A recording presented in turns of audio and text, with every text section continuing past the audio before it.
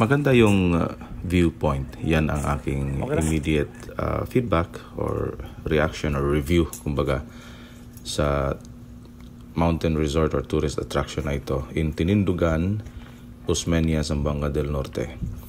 Maganda yung lugar, magandang puntahan, hindi lang pampamilya, kahit sino, malokal man o turista, punta kayo dito.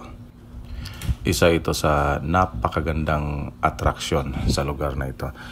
As a Sambusurian, someone from Zamboanga del Sur province, masasabi ko lang kudos sa government of Osmeña at Zamboanga del Norte kasi nagawan talaga nila ng paraan na ma-develop itong lugar na to.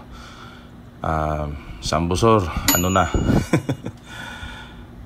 So, yan. Yung pagpunta ko dito, akala ko, kasi nakamotor lang ako, akala ko di kayanin kasi medyo matarik yung papunta doon. Yan ang isa sa mga tip natin na may bigay sa inyo. Maganda rin yung lugar. Ulit-ulitin ko talaga yan. Lalong-lalo na sa mga Instagrammers dyan, sa mga influencers, punta kayo dito. Ito yung bigay sa atin ng Panginoon. Anyway, ayun o, yung sapa na yan, napakalayo na yan. Buti naman na bigyan natin ng magandang zoom.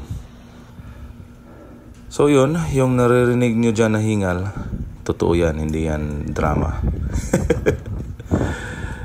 So pagkatapos nyan, nag-mango shake tayo. Tapos yung mango shake nila na merong yelo, kung sinumbong ko yun sa manager na, papagalitan talaga yung gumawa nun. Anyway, trying out the mango shake here at Viewpoint in Tinindugan. Let's see. Yan. Merong ice dyan sa gitna, malaking ice. So hopefully, dahil na-check ko na, hopefully makabalik kami dyan kasama yung pamilya. Maganda yung lugar talaga.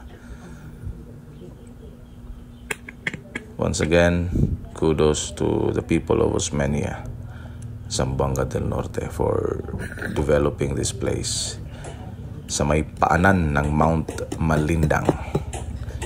Right? So that's it for now. Thank you for watching. Give it a thumbs up. Bye-bye.